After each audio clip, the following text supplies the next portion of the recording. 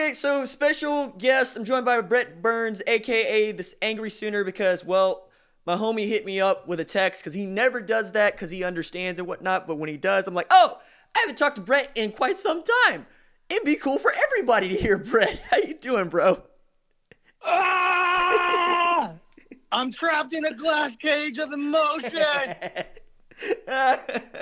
Baxter, is that you? Oh man. Mark twice if you're in Milwaukee. Oh man. What in the heck, RJ? What's going on, my brother?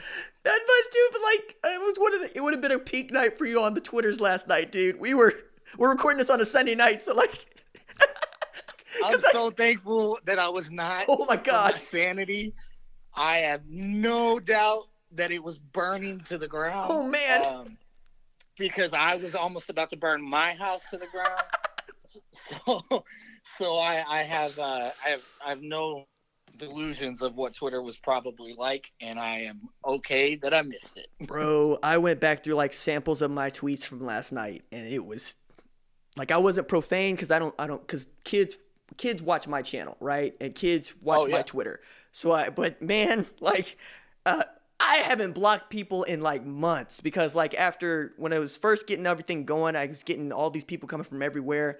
And I'd done kind of a culling and whatnot. And most of the people in my mentions, they disagree with me. That's fine. But you don't get to come in there and cuss me out or whatever. Oh, right. And last night, I swear I hit the block button like a dozen times.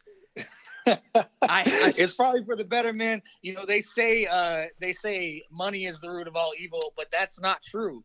Oklahoma Sooner football not playing well is the root of all evil. So, like, my peak tweet, I think, was, this is the worst start I've seen by an OU team who just absolutely crapped the bed since 05 USC. That's probably accurate. Okay. I think I probably would give you that only because of the competition that we were facing against Alabama, but last year's Alabama game was pretty rough. But because of the level of competition, the national stage, this is Baylor. I'm giving that to you. You're a 10.5 point favorite. Yeah. You're not supposed to beat Alabama. You're not favored to win that game. Yeah. And they were down something like 28-0 or 21-0, and I was like, hey, Lincoln, or 21-3. And I was like, Lincoln, maybe call one of those come to Jesus meetings that you waited too long to call against Alabama in the Orange Bowl. And they go out down 28-3, and I was like, okay, well, all right, there it is, fine, whatever. Yeah, it was definitely one of the worst halves of Oklahoma football that has happened during my lifetime. And I was watching a little bit during the Blake era. So, there's that. Okay, so outside of that, like, what were you like that drive where he was looking to, like, Oklahoma was looking to tie the game up, because the series before they had it, I want to say the series before, was the one where Jalen fumbled the ball like as he was walking into the end zone? Yeah. We missed that, and our defense came back, got a good stop, right? And then we got it back again, and then, like, this is the drive, right? Right. If we don't do this drive, then we put ourselves in a really bad situation. I was nervous, man. I had all the same emotions as probably everybody else. I was nervous. I was worried. I didn't want it to come down to the defense. I was yelling at the screen for Lincoln to kill some more clock. Like, why are you throwing the ball? Stop throwing the ball. Just run the clock down. Win by 3. It doesn't matter. Just win the game. So when they got the ball back with I think it was like a minute and 30 something left, I was sweating for sure. But hey, the boy, that second half, those boys came to play. They played well. Shut them out. They played well. And listen, I'm not gonna stroke my own ego here, but I think if you go back to like the Boomer Boys podcast, and all my tweets are deleted, but if you were able to go back and look at my tweets, I've been saying this since Lincoln took over. This is the way we should be playing football, the way we played that second half. Our defense is a liability. Keep them off the field. Sustain drives, 10-plus play drives, 5-minute drives, 8-minute drives. The other offense is off the field, just sitting there getting cold. They're going to have a hard time getting rhythm, and that's exactly what happened last night. We should be playing every game this way. I am not really into the score too fast brigade, but I agree that you should be running the ball. Problem I have still to this day is Jalen had 27 carries.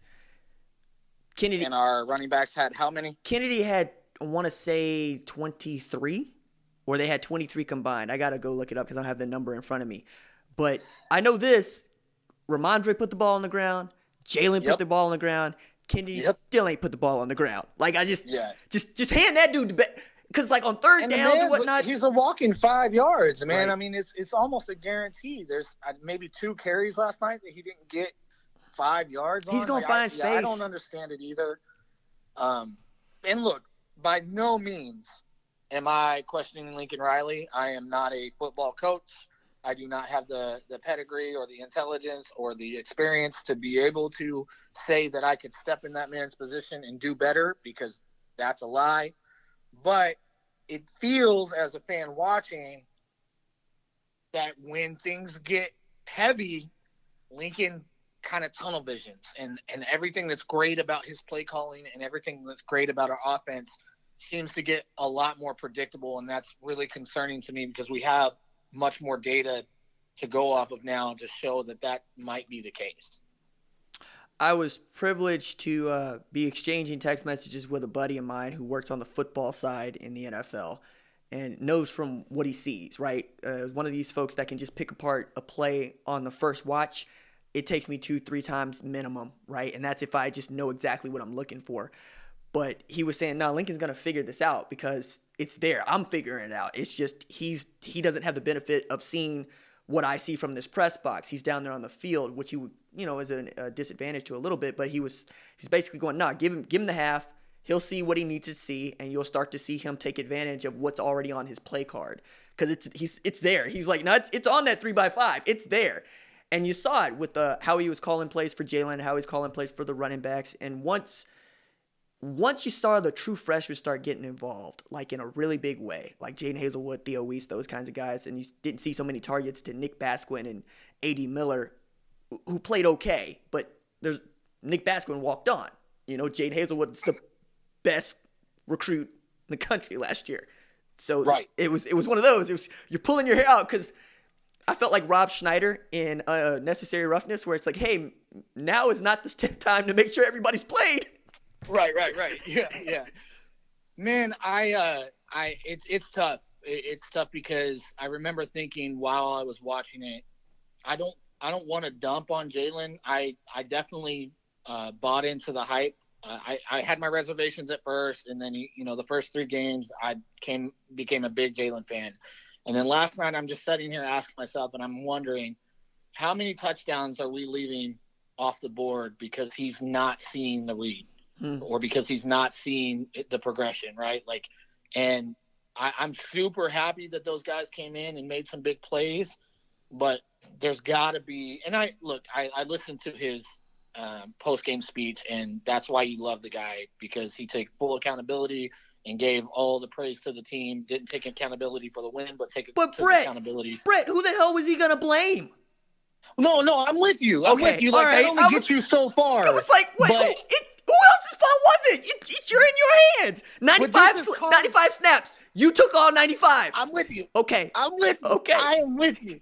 But this is college football, so it's not the normal for somebody to come on and say, I put us in a bad position to win and my team saved me. So I had respect for that. That's not an excuse in any way. And there has to be, I was one of the guys yelling from my couch, like, yo, put Rattler in. You know what I mean? At this point, damn the red shirt. In the first half, let's get these kids, throw them into the fire and get some playing time or something, But look, Lincoln trusted in his guy, and it turned out to be all right. Now, that doesn't mean I'm happy with it. I'm worried moving forward because I don't think this is going to be the last game like this. Yeah, well, that's a good place to pivot into Texas Christian, and I'm calling them Texas Christian because that's the name of the university. Look, where I'm sitting, Oklahoma's playing with house money and has been since basically Kansas State, right? Because You were supposed to drub Iowa State, and you did not, right? It was like I was joking when I said it was the worst win of my life, but everybody gets the point here. You need style points, right? Because people are gassing up Oregon. People are gassing up Utah. Georgia's out in front at number 4, and if they beat LSU, you assume they get in. LSU's going to get in. Ohio State's going to get in, regardless of what they do. I think all of those, there's 3 teams that are going to make this thing, right? LSU, Clemson, and Ohio State. So you're begging LSU to beat Georgia, and you're begging Utah or Oregon to take an L, or that Pac-12 championship to just be so bad that nobody thinks that one of those teams is good. That aside, though, I've already said Oklahoma playing Sugar Bowl is just fine with me, right? Because you win a Big 12 championship, you go win a Sugar Bowl as a one-loss team, you finish number 5, if not number 4. You can't lose to Kansas State on the road. You just can't. So No, you can't. I can't say I'm nervous. Not nervous. I'm just going, okay, well, you weren't supposed to beat Iowa State. You weren't supposed to beat Baylor. Let's see what Max Duggan, Sonny Cumbie, and Gary Patterson are going to do this weekend. Yeah, and my thing is, not all of these teams are pretty equal. I mean, they're good. They're all good. It's a cannibal conference. Yeah, they're good. They're good squads, but they're not any squads. None of them are squads that should be playing with us. Period. And you're right. You don't go to Kansas State and lose. Like, this team shouldn't have done that. You don't go to Baylor and pull out a last minute win. You know what I mean? 25 down and then decide to start playing ball. Yeah, and spot him 25. TCU isn't any less of an opponent than Baylor. No. They're not going to lay down for us, and we're going to get their best game, and it's going to take Jalen really getting things under control and stopping these turnovers, and it's going to take, an all-around good game.